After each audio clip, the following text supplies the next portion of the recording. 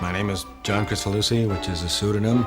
I'm actually a fugitive from Canadian justice. I'm hiding out in the United States of America, feeding propaganda to children around the world through the form of the animated cartoon.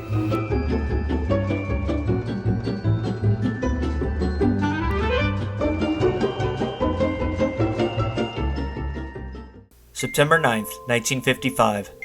Michael John Creech Falusi was born in Canada. He spent his first 7 years living in Germany and Belgium, while his dad was in the Air Force. In 1962, he moved back home to Canada in the middle of the school year and spends a lot of time at home. Quote, "When I was a kid, I used to watch every cartoon on television. Bugs Bunny, Daffy Duck, Mr. Magoo." During this time, he also falls in love with Hanna-Barbera cartoons and learns to draw them. He begins collecting comics because the still pictures are easier for him to draw than copying cartoons on the screen. He collects everything from Jack Kirby's Fantastic Four and Steve Ditko's Spider-Man, to Terry Toons, to Don Martin's shorts and Mad Magazine.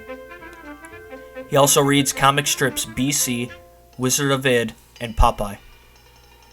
Quote, "I would draw the characters, but I couldn't figure out what made them move. I remember I used to stare at my drawings and go, 'Move, sucker!' I concluded that it was proof that animation was magic."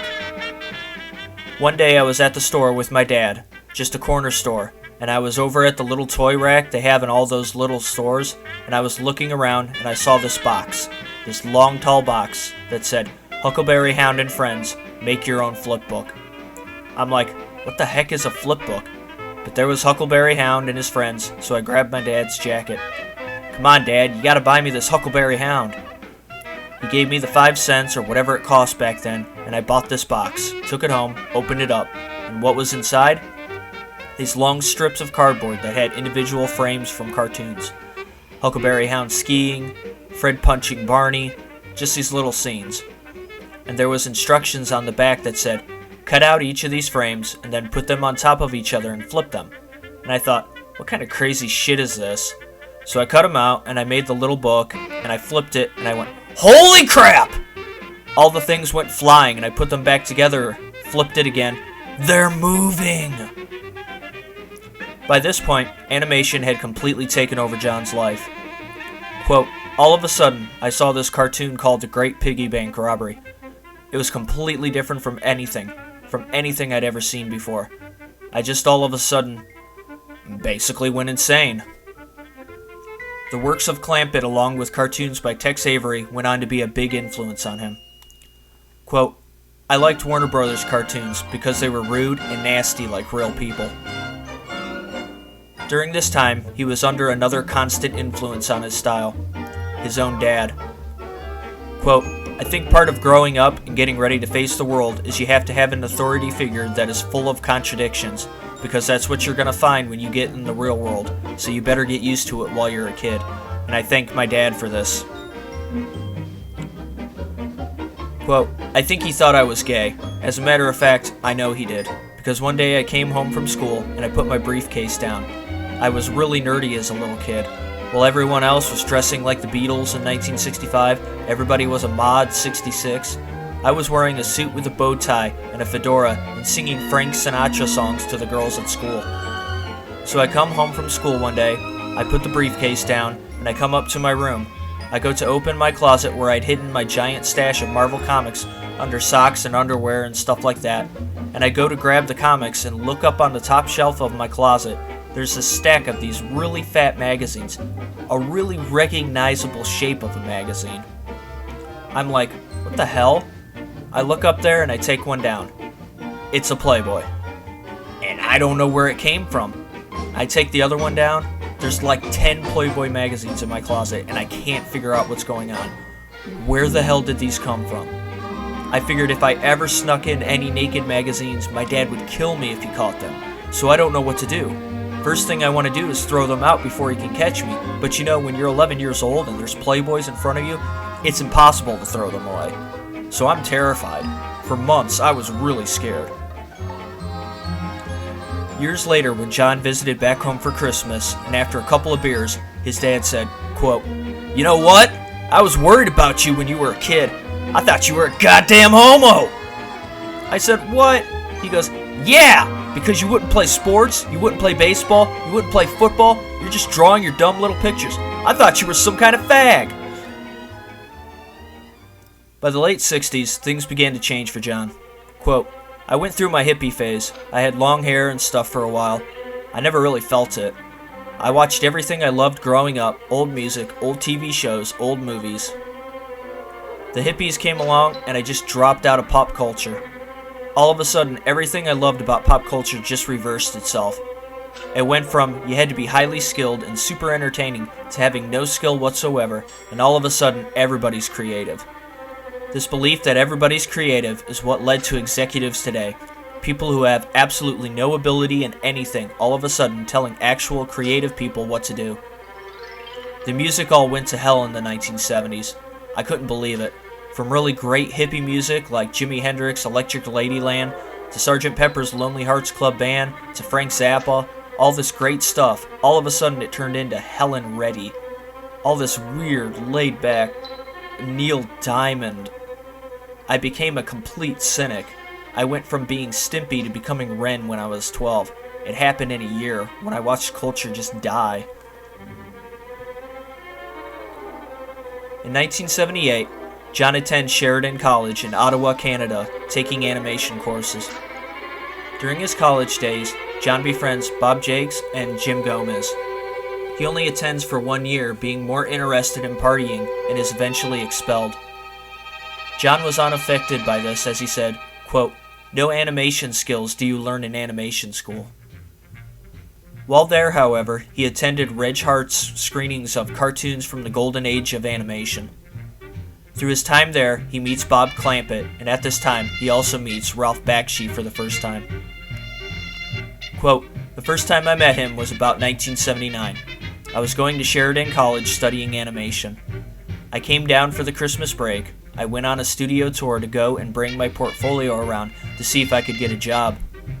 One of the studios I set up with was Bakshi Studios. So I went up there, and they had me just sitting in the reception waiting for him. And he was working on Lord of the Rings at that time, I think.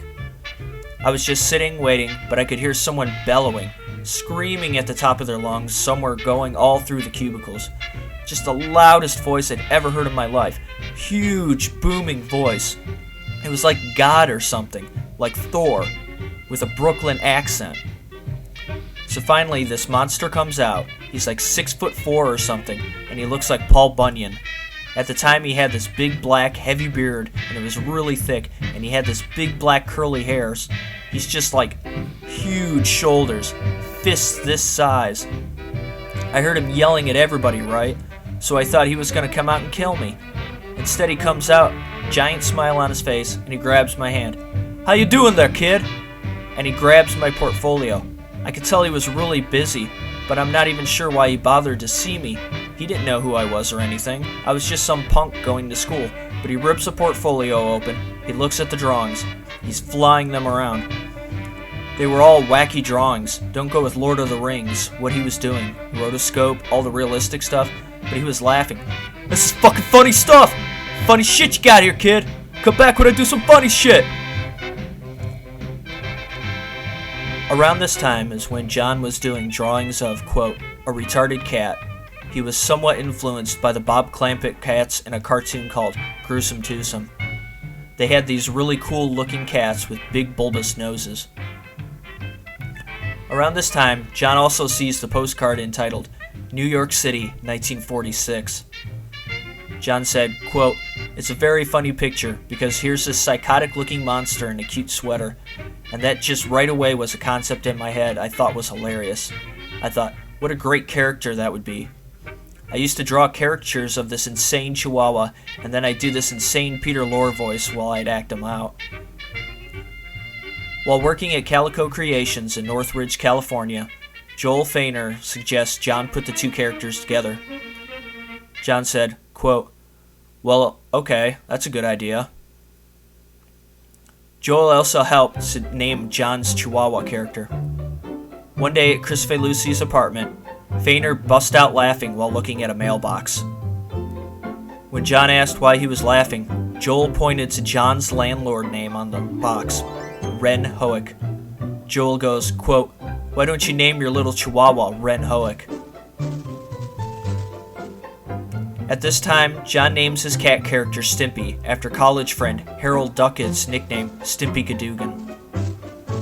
John later moves to Los Angeles and via a suggestion of Eddie Fitzgerald gets a job at Filmation. John later called this, quote, "the worst studio that ever existed. They made He-Man and the Archies and just god-awful stuff, and you were not allowed to have a creative thought at that studio. All of the cartoonists there, we had all grown up with these old cartoons. We all wanted to do that same thing. We wanted to create magic, and they hated that." In the 80s, animation had entered its dark ages. New shows were only worth the network's expense if based off of previous shows or were tied into a toy line. Quote, "Nothing was allowed to be remotely cartoony, let alone expressive," John said. "It was an era of pink and purple and flesh-colored eyes and bobbing heads." Many of the head artists of the past were spending their last years working on these insipid new cartoons. Tex Avery, for example, died while working on Quickie Koala. Quote, "When I first came down, I was naive. I thought, well, they're going to welcome me with open arms because there's nobody with talent down there. And it turns out there's tons of people with talent. It's the system that's all screwed up."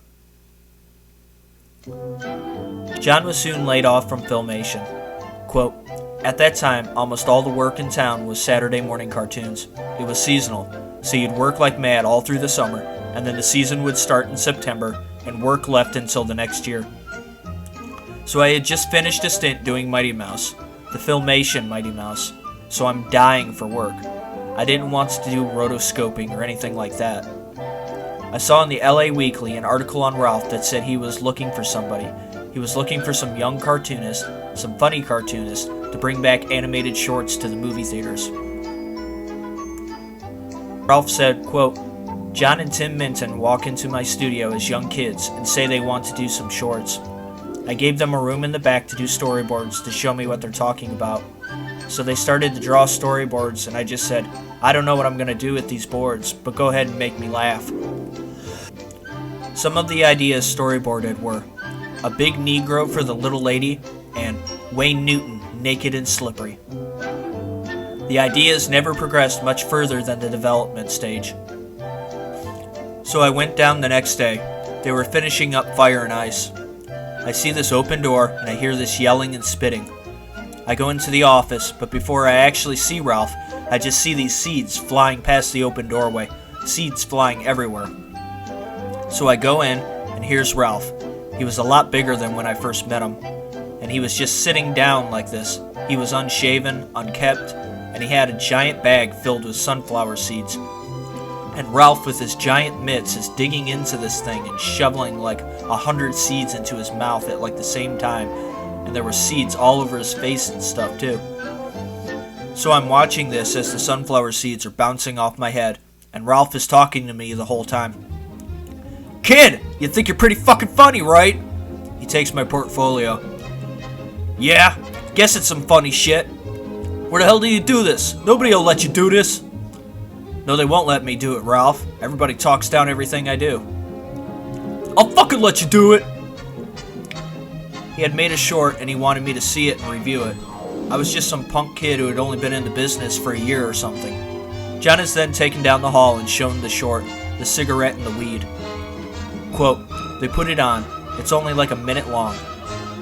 It's the longest minute of my life. I couldn't even tell what was going on. I'm trying to think. Oh no, I gotta go back there to the biggest, strongest guy in animation. I can't tell him what I thought about this. So they bring me back. My head is low. I'm like, oh no, this is my last day on Earth. He's gonna kill me. So they sit me down right next to Ralph. Well, what do you think, asshole? Come on, tell me the fucking truth. And I said, Ralph, that's the worst thing I've ever seen. And he goes, pfft, spits out like 400 seeds, and he knocked the bag over. More seeds went flying.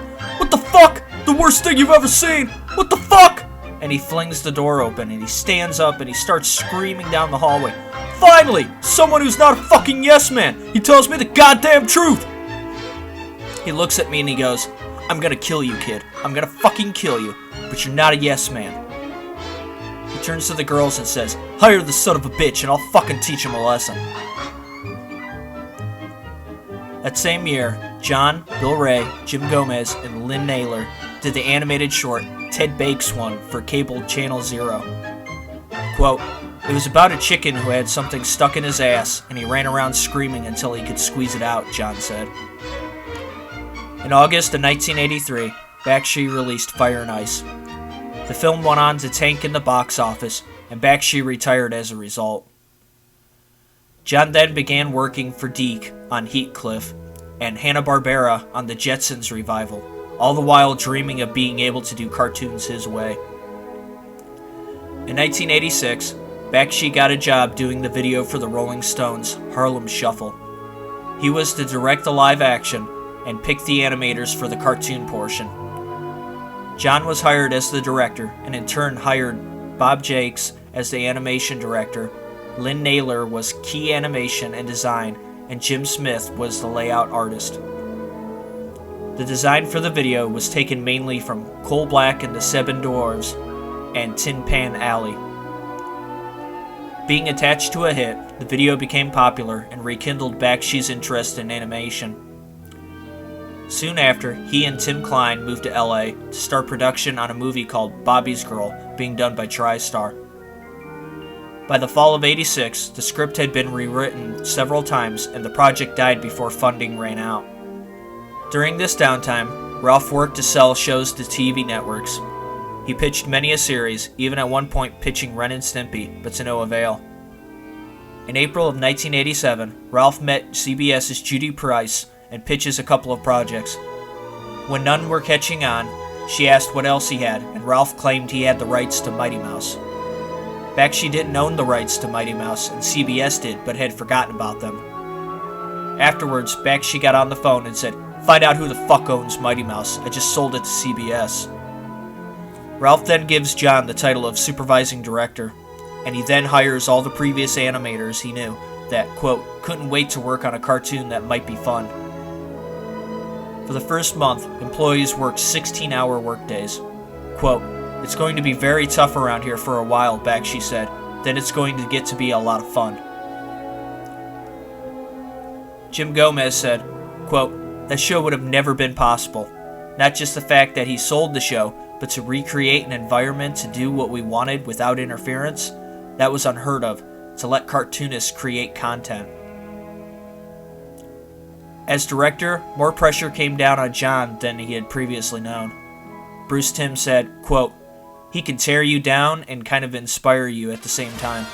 He would take your drawing, lay a sheet of paper over it, and fix your drawing and show you what it should look like." John acquired his favorite artists to work on the cartoons he wrote and got them to rally behind him. John's cartoons required more from the cartoonist than previous works had, and he was insistent on getting the most out of the drawings and emotions of the characters. But at the end of the day, he still worked for Bakshi and had to deliver on a deadline, and this frustrated him. If it was to be a piece of his work, well then he was going to do it right. Artists of the show never saw one note of standards and practices, as Ralph burned them all.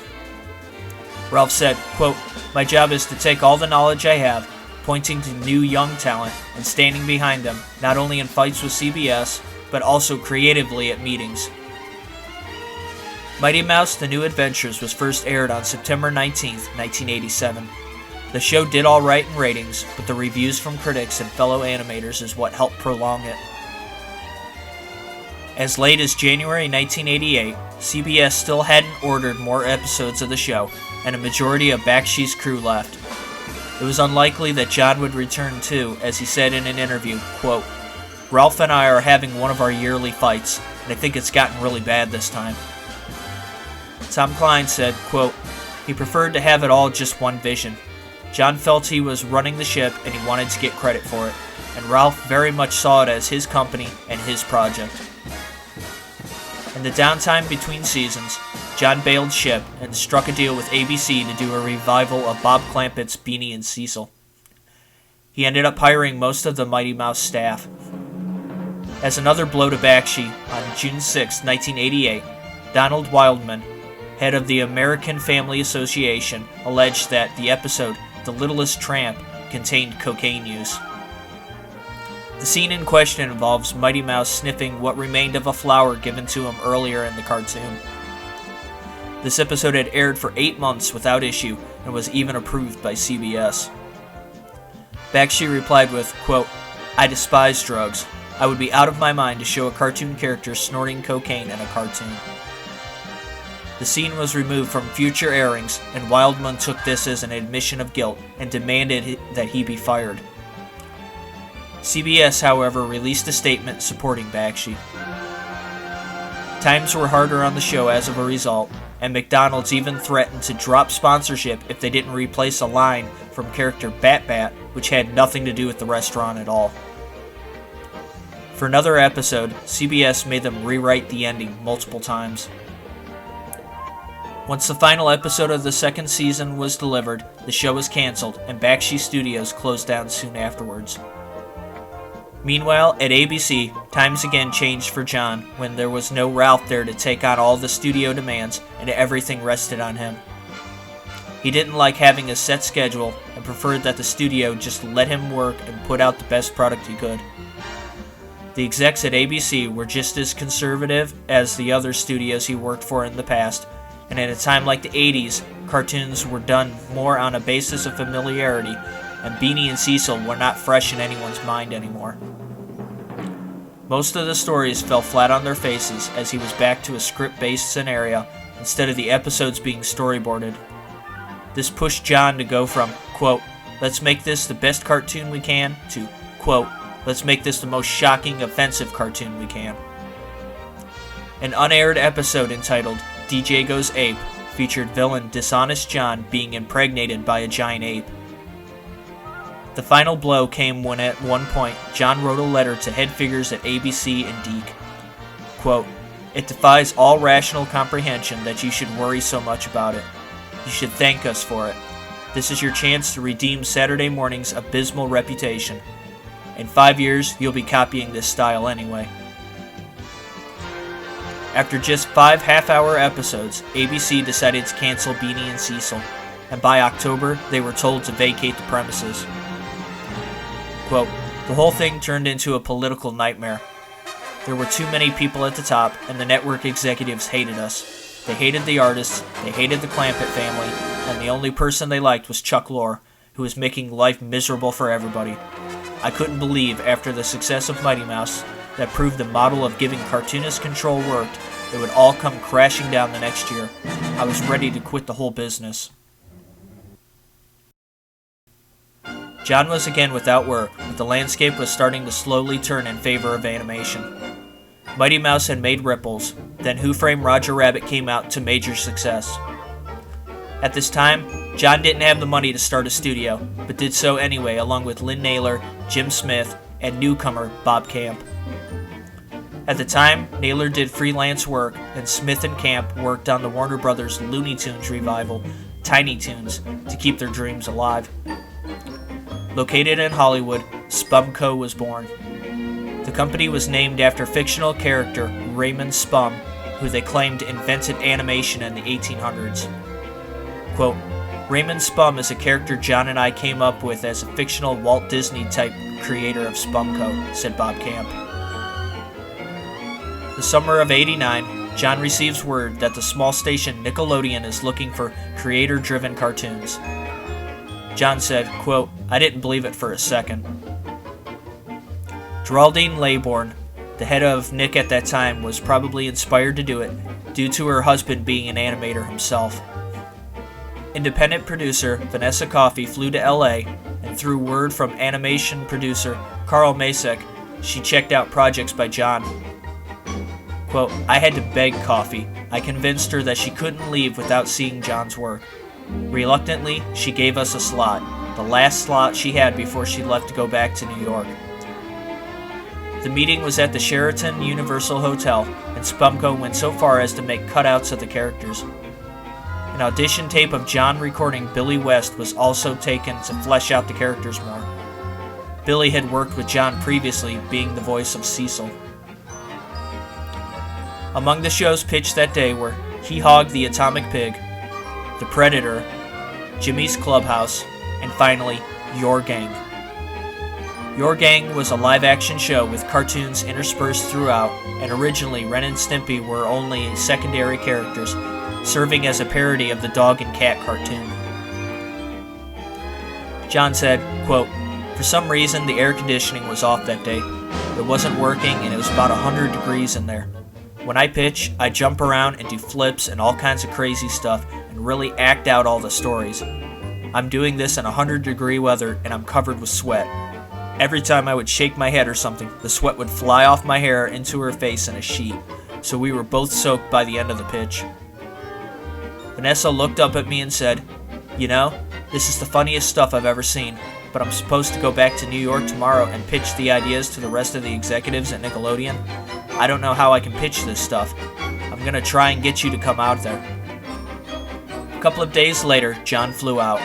Quote, "I pitched it in front of 6 or 7 executives who were all flummoxed. They didn't know what the hell was going on. Vanessa got it, but none of the other ones really did until the very last pitch that I was doing when Jerry Laybourne, who ran Nickelodeon, heard all this yelling and screaming. She came down, opened the door, and said, 'What's going on in here? What's all this screaming about?'